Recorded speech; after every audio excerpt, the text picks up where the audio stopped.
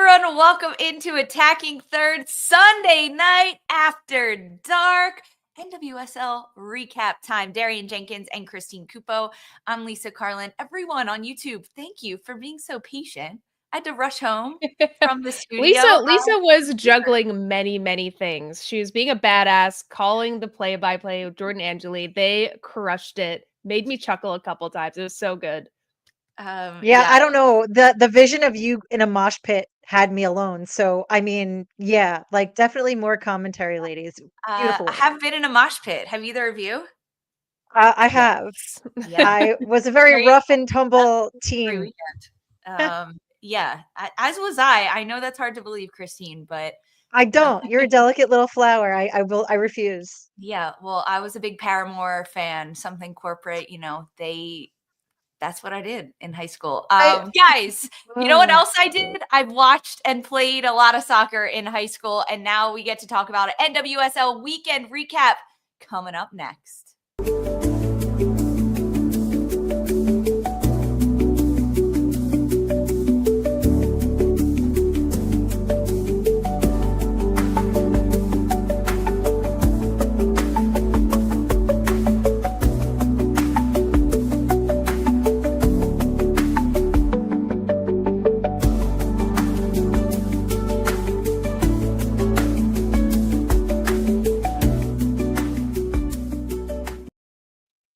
Hey, what everyone. The hell?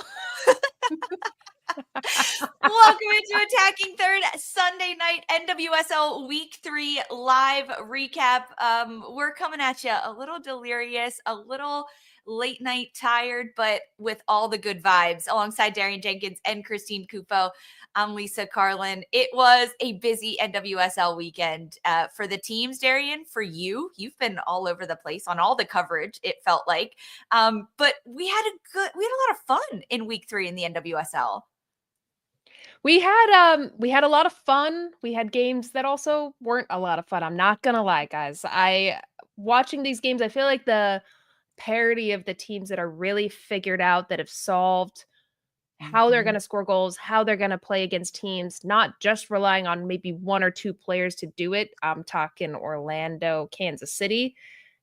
Everybody else is a big step behind me. Lisa, I know you're going to say Spirit. Yes, they had a good game. Ashley Hatch is balling. But I think those three tiers I talked about is so much more apparent this week. I mean, the 0-0s, the Portlands, tough. Yeah, that's a really tough game. But like, we only have 12 goals. I feel like this time last year we were almost 40 something goals in. And it's there's a little bit of a, I know it's evening out. Even week 1, Darian, like we got those weird draws, but also we got 21 goals across all the games that we did see the goal scoring productivity, and it just really tapered off. 12 is not enough for me to sit through some 0-0s. Goals. We all want more goals.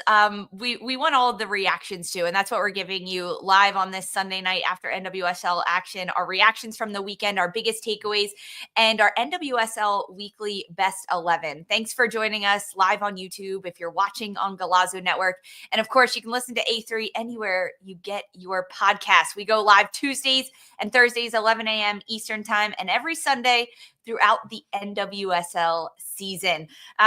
Let's take a look at this weekend and dive in and talk about it. 7 teams were held goalless all weekend, but at the top of the table remains Orlando Pride and Kansas City Current. 3 weeks and 3 wins for them. Kansas City, a 3-0 win over Utah Royals.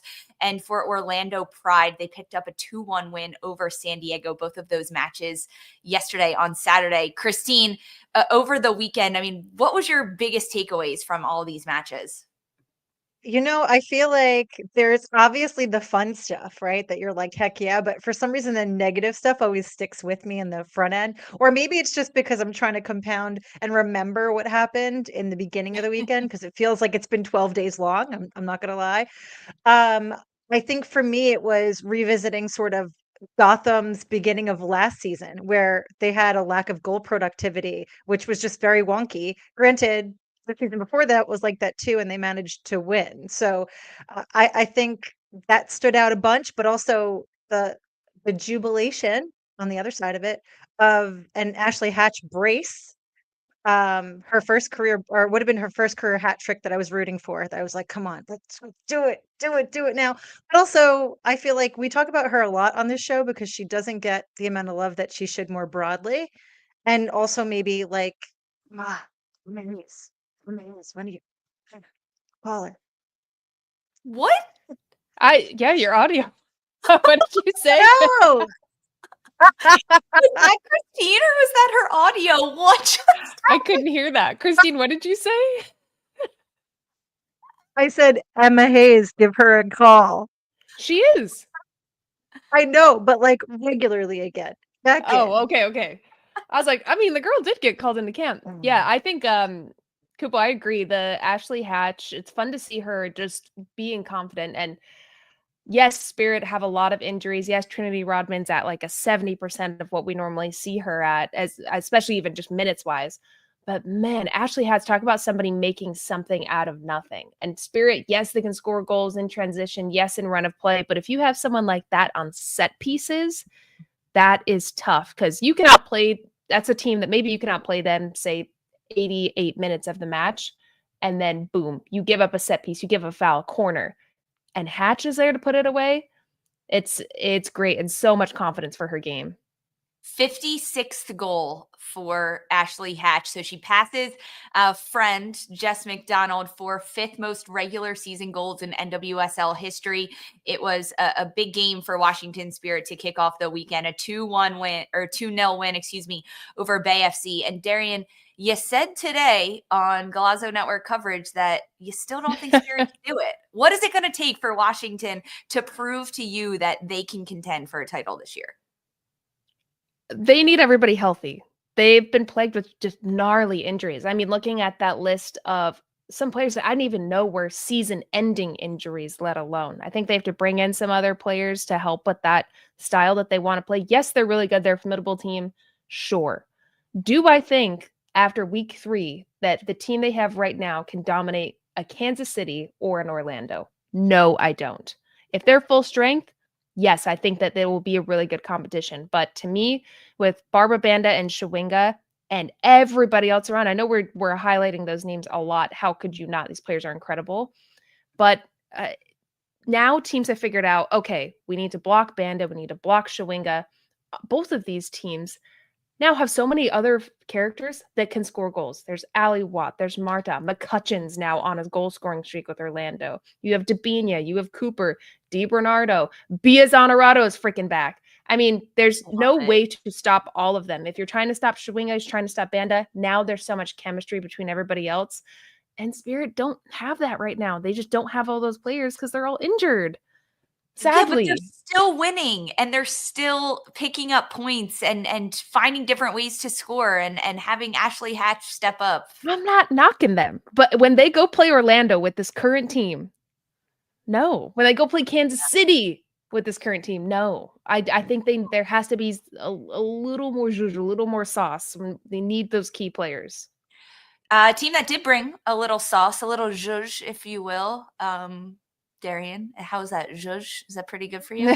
We're working on it there. A team that brought a little sauce, a little juice was San Diego Wave against Orlando. A 2-1 win for Orlando, but the Wave did get a goal. But what did you see from San Diego that looked pretty promising in this match? Guys, I'm so impressed with San Diego. I have loved, I'm actually going to say this, the way that they build out and how technical they are, the triangles that they have, they play the most fun, enjoyable, poetic soccer that I'm watching right now. I never would have thought I was going to say that about San Diego this season, but the way that they move the ball is so fun. And I think if they keep this going, they're going to be a semifinal team. I think absolutely. They just need to lock in defensively. They signed Daniela Arias. That's a huge, huge addition to the back line. And they have so many talented players. Their midfield, and then you look at their front line, Sanchez, Leon, Cascarino. They're so fun to watch. It's just not coming together. And then they've got the 19-year-old Nigerian, 2 minutes into her debut, Ochuwoku, getting a header, being brave against my girl, Anna Morehouse. Happy birthday, Anna. Love you so much. But goes up against Anna, puts a goal away. Anna's a big goalkeeper. That's scary to put your head in the way of that. And she did it fearlessly. Shout out Taylor Swift. And gave San Diego a goal to equalize it. They ended up losing, but it was a good game.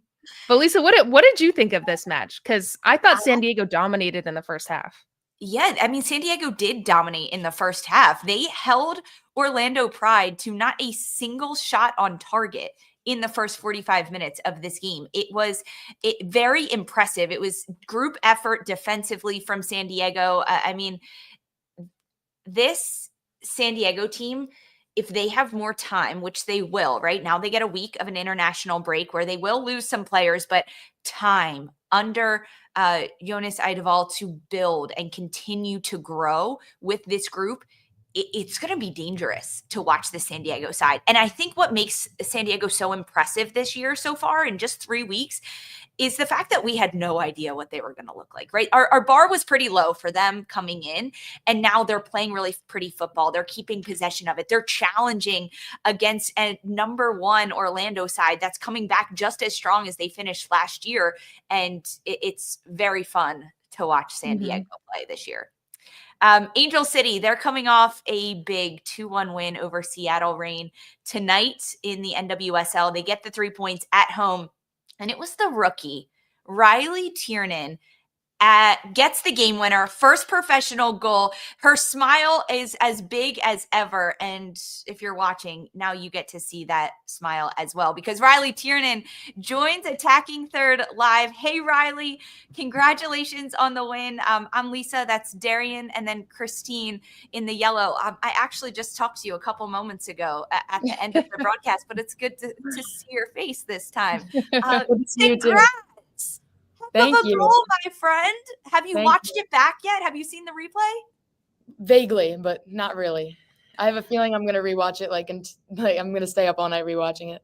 As you should. It was that beautiful. It was wonderful. You get this game-winning goal for Angel City. What was the conversation like with the team post-match? Yeah, I think everyone just really showed up today, and I think it was such a good team win. I think everyone did their job, and I think it showed on the field, and having all the support from everyone since I got here has been amazing, and I've learned so much already, and I can't wait to learn more. Riley, I mean, scoring your first goal, game-winning goal, let us add, at home at BMO Stadium. I mean, what was going through your mind when you saw Emslie tee that ball up and whip it in? Like, walk us through the moment before the actual goal. Yeah, I obviously know that when Claire gets the ball, she's playing amazing balls across the box, and my job as a center forward is to be there and get a finish. So I think I was just trying to stay in between the posts and be in a good spot to win it, and went right to my head and went right in the net. Right to your head, indeed. So steel sharpens steel. Is there any teammate that you've been sort of peeling some skills, tricks, and just overall cultivating your skills with or from? Yeah, I think our front line is really good. Everyone on the team helps each other every day at training, getting better. Obviously, I look up to all these players that have had so much experience, and they tell me the ways that they've learned in their experience, and yeah, just getting to play with such amazing players is honestly like a dream come true. And I think like Alyssa obviously is one of the best players, and same with Claire. So playing with them up top is a privilege, and everyone else too. It's really fun to play with them too when they're so good, and you know that you can just dish to Thompson and look for the ball from Emslie.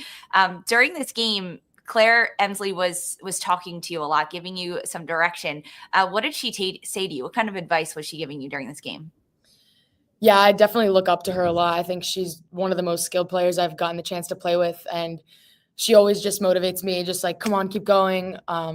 And for me, that works. That's what I need to keep going. So just having her there and knowing how much soccer knowledge she has, and for her to tell me that I'm doing well is just like a pick me up, and it keeps me going the whole game, honestly. I got coached by Sam Laity when he was the assistant at Seattle Reign, and I loved the individual days because he would always take the forwards, and we got to do a ton of finishing. Has he helped you in that area of your game in this pro world that you're now in? Yeah, he definitely has, and I have so much thanks for everyone on the staff. They've taken me in and allowed me to be so confident. Everyone has been so supportive, and I could not be luckier to have it's such a family dynamic. But yeah, for him to have the confidence in me is such an honor, and I honestly can't thank him enough. Riley, now game-winning debut rookie goal. Do you have any rituals, or are you superstitious at all? Will this start a ritual going forward where you have this productivity? Where's your head at right now? I'm actually not. I used to be superstitious, but not really. I think I have a pretty basic routine. I kind of just get ready. But one thing that I need is an energy drink, and a lot of my teammates like joke around with me. They say that they're really bad for you, but something about it just gets me going, and I have at least 2. So hey, if you could What score kind? goals like that, drink all the energy drinks you want. yeah, I have Alani and then Celsius as well. Okay, So I was the a Celsius tandem. girl when I played. Yeah, really good stuff. Yeah, I could only do a half though, or else I'd be like a little OD. Yeah. Okay, so big trend in the league. Well, actually worldwide, the celebrations. You're playing the 9, you're with Angel City. Are we going to see you pull out some cellies? Are you going to start planning those? I mean, you got one down. It's got to come. You seem fun. Yeah, I would say that was not my best celly because I was so I like don't even remember what happened. But yeah, no, definitely gonna work on the celebrations. I can do a backflip, and I've been waiting for that. So Whoa! I'm gonna wait to We pull haven't that seen this out. since Sam Kerr. Yeah, Oh yeah. yeah, definitely gonna try When to did pull you that learn one. to do that? I used to love going on the trampoline. I used to go on the trampoline all day when I was little, and I just did it with no fear, and now I can still do it.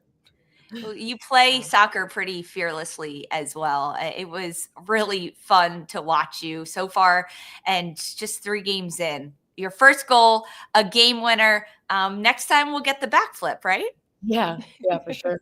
Deal. You'll do it for A3. Riley, congratulations. This was fabulous, and good luck the rest of the way. We're cheering for you. Thanks so much, guys. Riley Tiernan, the game winner goal for Angel City in their 2-1 win over Seattle. Guys, she's great, isn't she? I talked to her after the game already. So I was like, hey, face to face now. It's funny. I was talking to Mark. I was like, I feel like Lisa might interview her after the game. Like that would be the player I would be saying we need to get her. But how was it? What did she answer differently from what you said post game to now? Yeah, we asked her to walk us through the goal, what happened with it. And she kind of talked about the buildup and how she just wanted to get in the box and be open and be a target. She knows that Claire Emslie is going to whip crosses in, and that's what she did. I mean, she was so happy. I mean, still is so happy. How can you not be? First professional goal. It's very, very fun. And we got to talk to her. I mean, this is cool. First time we've done that. Post-game live interview on A3 Sunday night. I like it. I like it a lot. Let's go. Producer Mark coming in clutch. All right, guys, plenty more to talk about from the NWSL weekend. We're going to take a quick break. We'll be right back.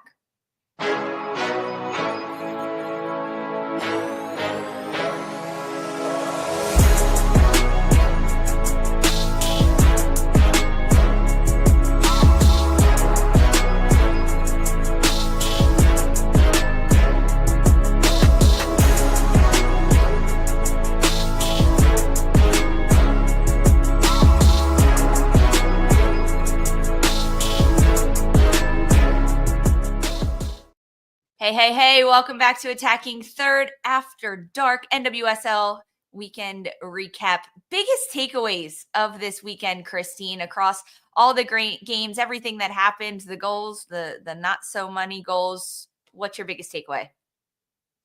The teams that I expected to come out hammering, I know we're only in week 3. No, like I don't want to say I'm wrong yet, but I feel like North Carolina underwhelming, Gotham really underwhelming. I expected these teams to be in like my top 5 from jump, fresh out the gate, and that's not what we're seeing. Houston Dash, however, much higher than I anticipated. Seattle Reign, we're getting a taste of the OG Reign, where it's we're a Harvey, let's go. Those are kind of my just arm sweeping catch-all for this weekend. I like that. I'll say mine is still I'm riding with these 3 categories. Just looking at the results. I know Louisville got the win, but wow. I mean, we can talk Tough. about that game because that was just tough. I mean, I've been playing and there's crazy rain delays and that throws off your entire routine going into a match. I mean, think about it. The time that you wake up, you go on your walk, you do your stretching. Some people go sit in the sauna. Some people have rituals of how they go get treatment really early before. So then you're sitting at the stadium for so long. Like Riley drinks 2 energy drinks. Imagine she's probably drinking one on the bus if she was with Louisville. And then She's you on get the there moon. and yeah, but your energy is up and you have to sit for 2 hours. And that up and down is so difficult to then not being sure when you're going to go into a match and then boom, okay, go get warmed up and have your energy ready. And I think we saw the repercussion of that with the players on the pitch. It was just, I mean, that and also the wind was windy city, my God. The ponytails, the afro would have been slicked back like this. Like the wind was crazy. The ball couldn't go anywhere. And to be honest, that didn't suit how both teams wanted to play. The long balls over the top were getting caught in the air or they were going too far. It was a game that asked for short, tight passing, really precise, somebody to take command of the midfield. And we didn't really see that. Shout out to Emma Sears for the goal, but those are the teams and like the Portland, the Courage, where I still don't know what they're trying to do. Who's going to score for you? Utah Royals even. What was your game plan going to the Kansas City match? I want to know your guys' thought on that match in particular, because I had higher hopes for Utah against Kansas City. I thought they would change a little bit more than they did. They didn't change much from Jimmy Coonrod No. and this lineup that Utah had. It's almost as if they were expecting to just play the same game that they had been throughout this year. And I mean, when you're going up against any opposition, you have to scout them. So many teams say, hey, we just rely on ourselves and we're going to do what we can. You can't do that against Shawinga, Dabinia, DiBernardo, Cooper. Cooper had a hell of a game. And plus, Pia Zenerato coming in off the bench. You have to be more compact between the lines. And Utah didn't look like that. I mean, as good as Kansas City is, this game, I'm actually surprised that there weren't more goals to come from this one, but 3 all in the first half. Did anything change in the second half for Utah to solidify themselves a little bit more defensively, or was it more of a downward offensive trend for KCD? I mean, they dropped off a little bit more. This is where I was confused. I got to talk to Jimmy for the coverage for a different network. Yeah. And he was saying, yeah, you have to really be careful. You have to block certain passes. You have to deny access to Shawinga. And, Kansas City, they're known for how quickly they regain the ball. Well, every single goal they scored was from a regain that Utah gave up in their defensive third or middle third. Every single goal, every really, really high chance was from Utah's own mistakes. And it was a little perplexing to me trying to build out in that 3 and be ultra aggressive going forward when they have too many people that can hurt you. Whereas it's a time to sit back, adjust, and just defend and pick those right moments to actually go forward and get set pieces. They have set piece takers. I mean, Cupo, what did you think? I was just perplexed on not the personnel that they put out, but really the style that they came out with.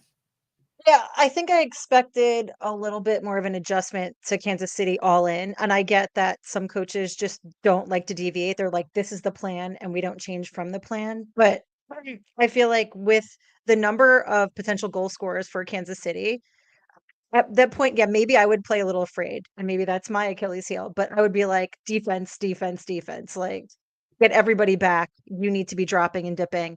And it just wasn't what I was seeing. I don't know what Utah are going to look like the rest of the season. Obviously, it's only week 3, but I feel like now that they've had a full preseason and they know who they are, who they should be, I expect them to be a little bit smarter about how they play. I want to talk a little bit about North Carolina, Portland. This ended in a 0-0 draw. I know Darian's like, why do we have to talk about it? No, let's get into it. I feel think we have bad. to talk about it. We have to talk about it. These are 2 powerhouse teams that for so long in the NWSL have been synonymous with winning, Portland and North Carolina. And although North Carolina Portland has dealt with so many injuries, maternity leave with Sophia Wilson being the biggest one. They're still trying to find their groove. For North Carolina, though, this is the team and the group that Sean Nahas has built and put together. Now, they were dealing with illnesses that ran through the team and the coaching staff this week, so maybe not their A game, but to me, it feels like they're relying on Jaden Shaw as the 9 to be a goal scorer to me, she's not the most successful in that position. She needs players around her. She needs to be creative. She needs to have the space to do that. And it feels like it's just not enough for North Carolina right now. Yeah, watching that match, Lisa, I agree. And I found she was like popping into the 10 a little bit more. Sanchez was up on the wing on the right.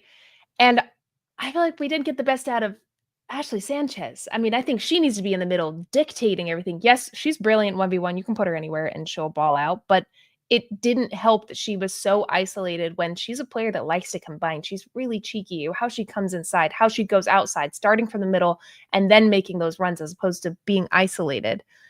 We know Sean, we've had him on the show, friend of the show. Sean, we love you. We're probably all going to get texts after this because we're talking about them and not the most positive way, but they need to figure it out. They need a goal scorer, and same for Portland. I saw what North Carolina were trying to do, those deep crosses from Williams, and they were unlucky. I mean, Bedford hit the crossbar. She hit the post. Jaden Shaw had a chance. She got her penalty, got saved. There were opportunities. I feel like maybe they need to get one, and hopefully it'll give them the confidence to keep getting more. But Portland on the other side, I mean, champagne problems in the midfield. Am I right, guys? Yeah. I mean, I love me a good midfield, but I mean, they don't have a really solid top line. So, like, I guess if you're just going to play like the midfield is everybody, it's a strategy. They managed to get shots off, not necessarily on target, but I mean, as is how the game is played. 19 shots for Portland, just 2 of them on target. It doesn't matter, right? It doesn't matter about the shots. Yeah. When you mentioned the midfield, D, with Olivia Moultrie, I said this at the start of the year. I need her to level up this year, especially without so many big pieces attacking wise at Portland. I need Olivia Moultrie to be a little bit more of a bruiser in the midfield, to win those tackles, to set up her teammates. I know she's young, but she's been in this league for years, and she needs to evolve her game in order to help Portland out. I think if Olivia Moultrie just levels up her game a couple notches, right? Just a few notches, that will take some of the pressure off Turner, off Castellanos, off Sugita in the midfield, and allow them to do what they need to do. Hina Sugita had a fantastic game for Portland in the midfield. She's poetry in motion. I love the way she plays. But Lisa, I actually really disagree because Moultrie, he has her playing a wing position. Like, she's not a winger.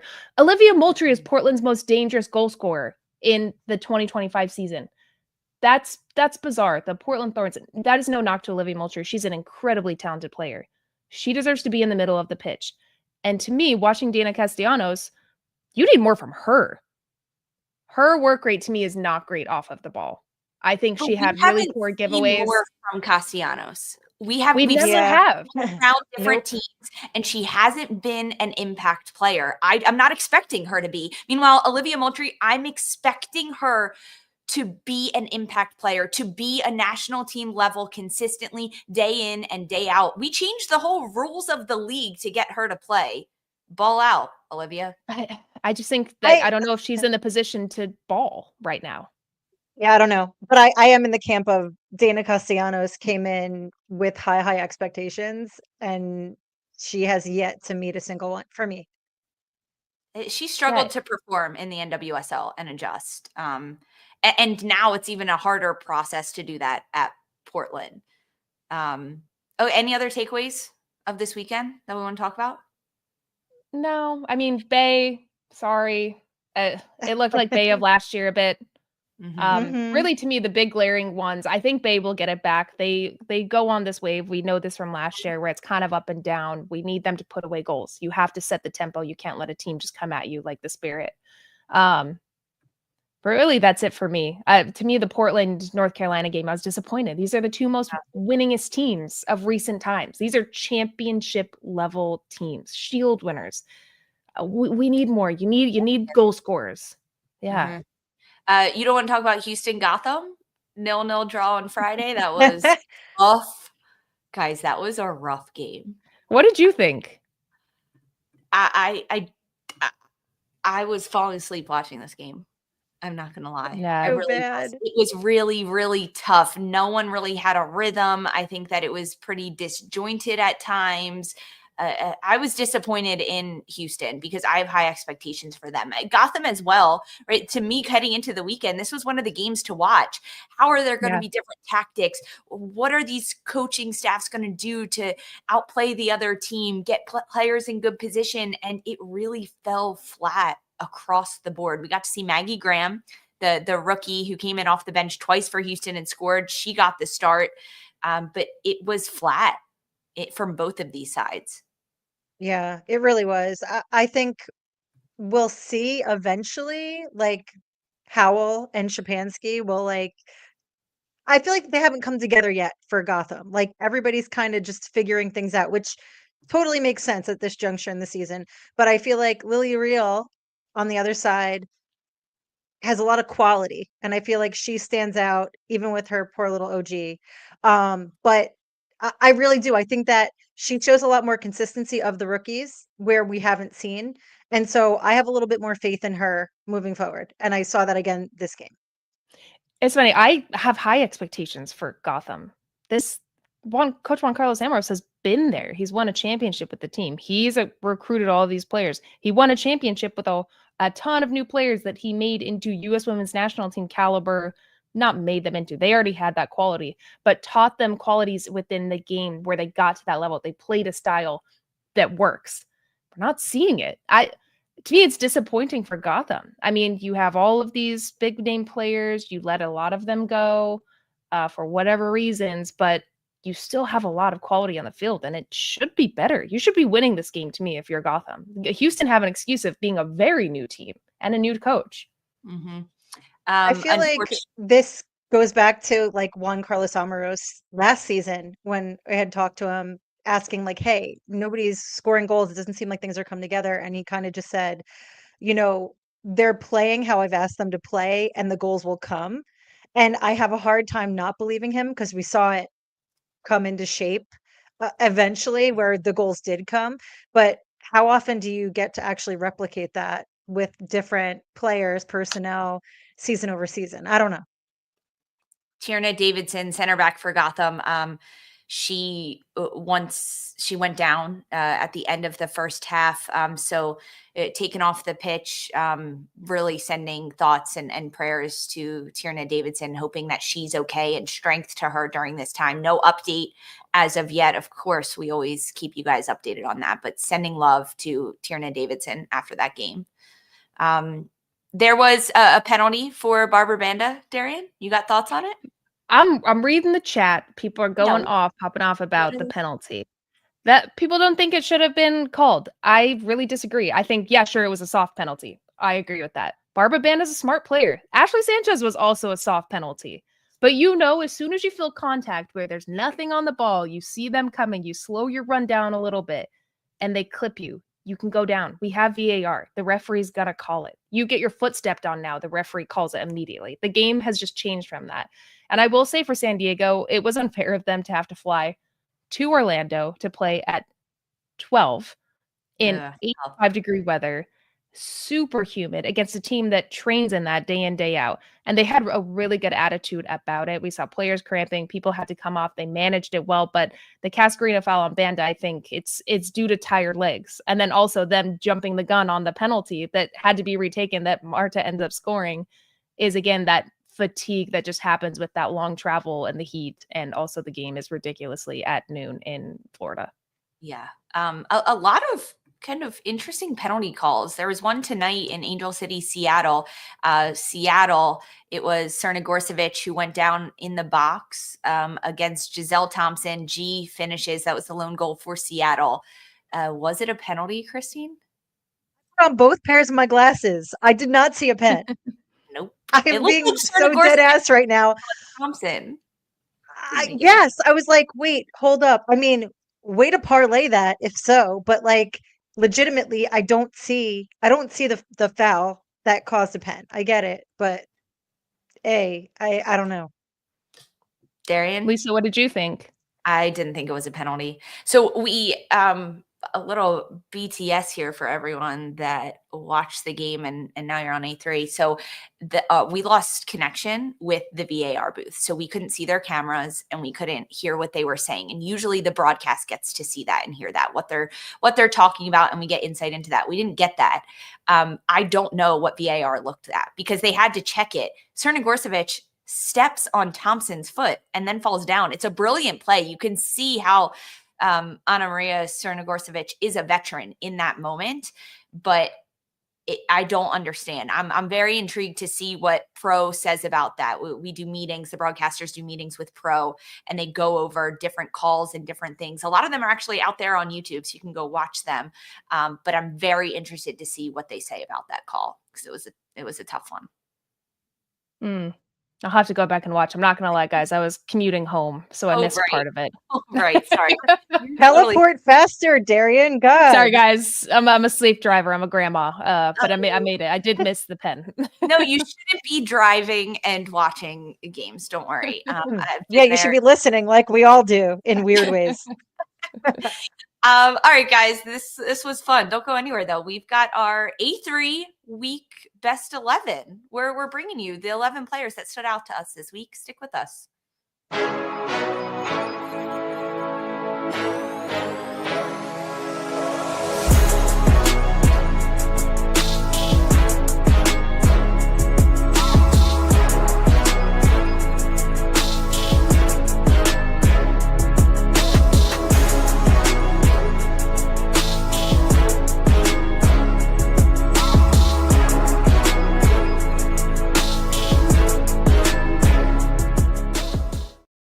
Hey, welcome back to Attacking Third NWSL Week 3, A3 Best 11. We do this every week. We pick our best 11 players from the weekend. We each have different lines to go through.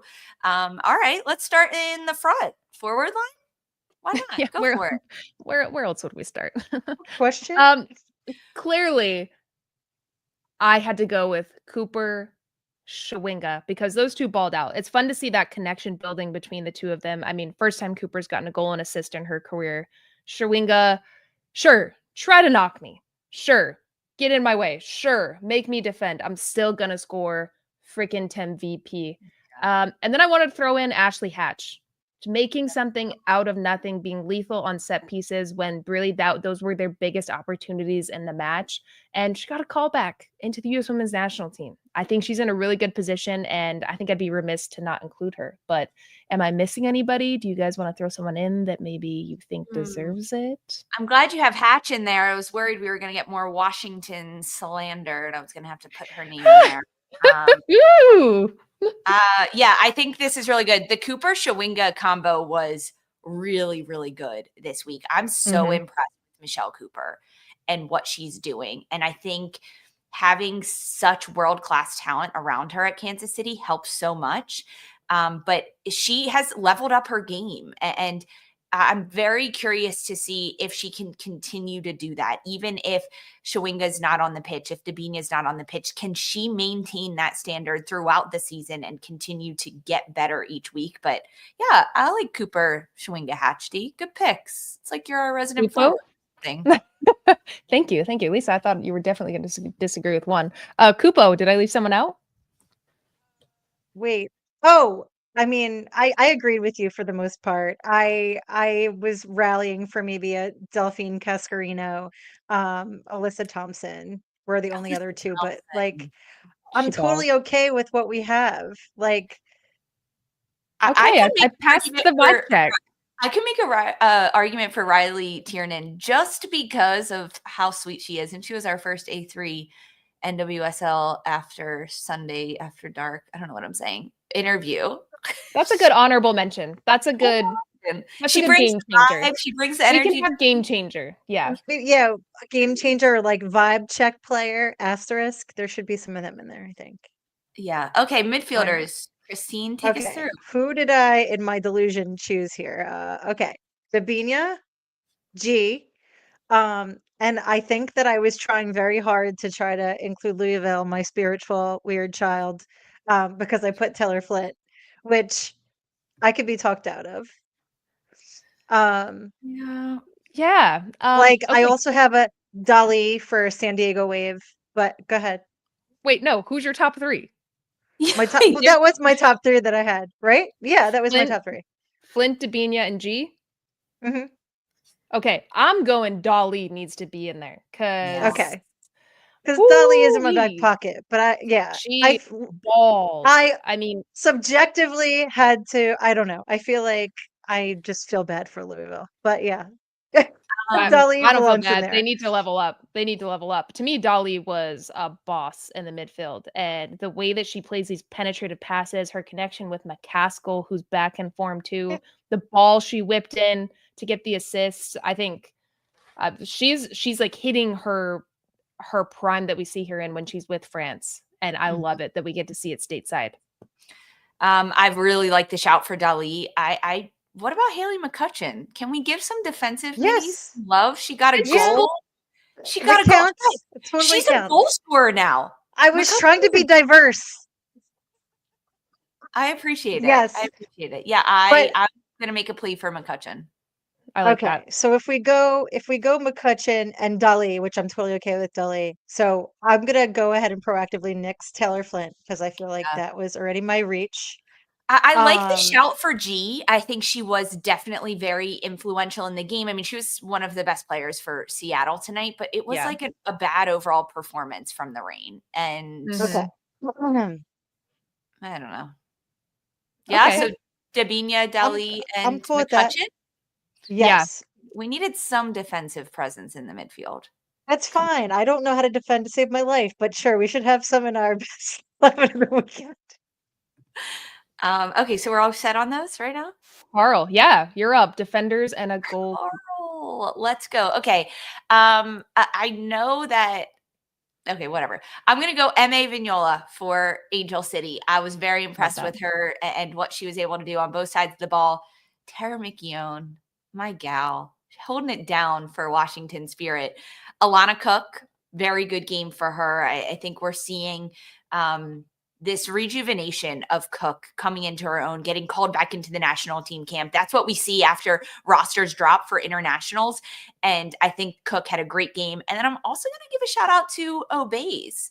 She played really well this game, mitigating a lot of what North Carolina was trying to do for Portland. Wow. Okay. Hmm. I like that. Okay. I like this. I think if I could put Vignola on the right, I would have put Real on the left. I think she was a highlight for me for Gotham. Okay.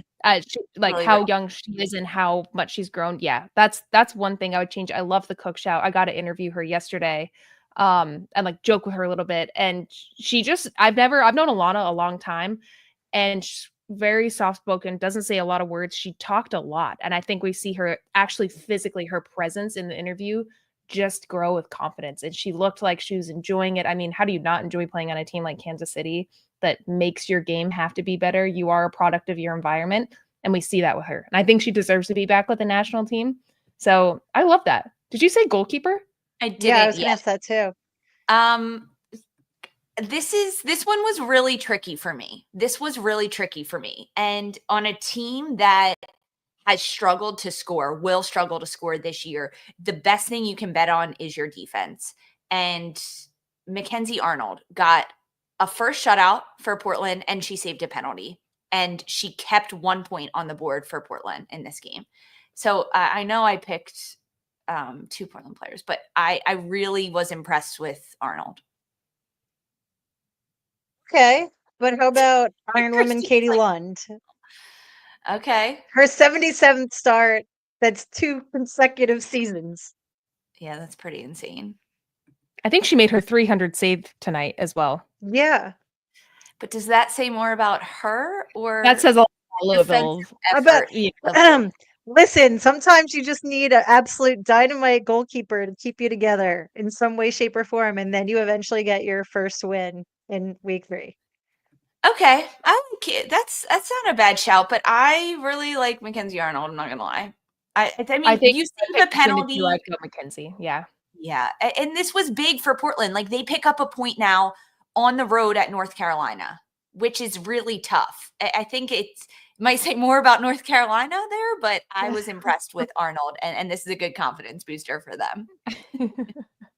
Cupo's gonna die on the hill that is Louisville and get a player there. The chat Cupo, knows. sorry. The chat's Stop like, trying to make fetch happen. Cupo is to Louisville as Sandra is to Crystal Palace, and you know what? I'm fine with that. Yeah. I have been Bev pilled. I don't know what to say. I need them to do Love something Bev. this season. Love Bev. I do. I love her so much, and she's so motivational. I'm ready to go out there and, I don't know, score 12 goals for her. I might I not have, have knees. I have one more question. Who would you guys say coach of the week? If we could throw a manager in there. San Diego. I think I Yeah. would say. Jonas? I think Yeah, Jonas. I Ooh. mean, going up against Orlando, having to bring in young players and giving them the confidence to make immediate impacts. Not the result they wanted, though, which maybe would persuade me. Do you have a different one in mind, Dee? I was gonna say Vlatko. I think they just Oh. look unstoppable. And to me, what we would have seen from Kansas City last season is they crazy press still in the second half, which they picked the right times too. But I think he's managed this team in a way where they make in-game decisions as a unit and it suffocates teams. Maybe, yeah, they're not scoring a plethora of goals like we saw last year in the second half, but they got a clean sheet. I don't know if they would have gotten a clean sheet last year. I think they would have given up really good opportunities for Utah to maybe get a set piece or get more shots on target. And this year they've just cleaned that up. And I think Vlatko, he's so defensive minded. It's a lot of credit to him. A shout for Sam Laity as well, with the interim at Angel City. For an interim? Who's He's put doing great work. a tricky situation, right? Like, you are being called in to lead a team knowing that come June, you're most likely out of that role, right? Probably with hopes to stay at Angel City on the coaching staff, but to do it against Laura Harvey, who I got to speak with both of them this week, and they just spoke so highly of one another. I mean, they're best buds. They talk all the time, not always about soccer. And before this game, they didn't talk to each other leading up to it because they didn't want to know. They said, we're not going to talk on the sidelines, maybe a giggle here or there, but they're too competitive. And you know that Sam Laity is rubbing it in Laura Harvey's face right now. You know it. They're probably out for a pint right now, talking it over, knowing them. Knowing them. Yeah, that's a good shout. I like that shout from people in the chat. A lot of shouts. Wave Coach getting some, Angel City, Seb getting some for Orlando, Albertine Montoya as well for Bay FC. Curious about I mean, that. I love Albertine, but like, I don't know what's going on right now with Bay. They looked like they were coming into their own the latter part of last season, especially PD post Dahlkemper. And then it just, I don't know. This looked very disjointed this week. Big week across the NWSL. Orlando and Kansas City, they stay undefeated at the top of the table. 3 wins, 3 weeks, 9 points for both of them. Washington just in behind them on 3 points, picking up their second win. Then Angel City, San Diego, Seattle, Houston, and Bay round out the top 8. The bottom 8, Racing Louisville, North Carolina. Surprised to see them so low. 2 draws and 1 loss so far to start the season. Portland, Gotham, and Utah all sitting at the bottom, and Chicago, the only team to not have a single point so far in NWSL play. Final thoughts from week 3 action, D? Anything else you want the people to know? Maddie Pogarch is a baller and a warrior. Got a gash on her face and kept playing. I mean, I hope her face is okay. I DM'd her an S. I haven't been able to check, but absolute warrior. And let's get some more goals this week. Yeah.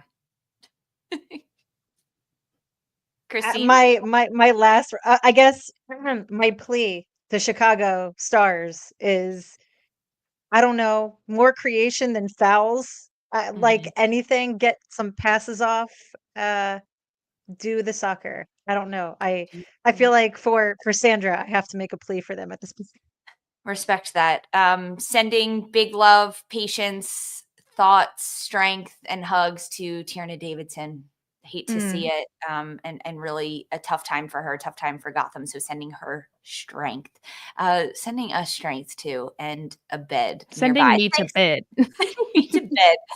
Everyone, thanks for hanging with us live on YouTube. If you watched on Golazo Network, and of course, if you listened as a pod, we appreciate you. Next Sunday, join us live on YouTube immediately following the last game and the final whistle, because we now get players post game. Riley Tiernan, the rookie who scored the game-winning goal for Angel City, she joined us live. If you have thoughts, comments, questions, anything for Attacking Third, you can email us now, attackingthirder with an ER at the end @gmail.com. We'll see everyone Tuesday for a full episode. Thanks for hanging. For Mark, Darian, and Christine, I'm Lisa. This was Attacking Third.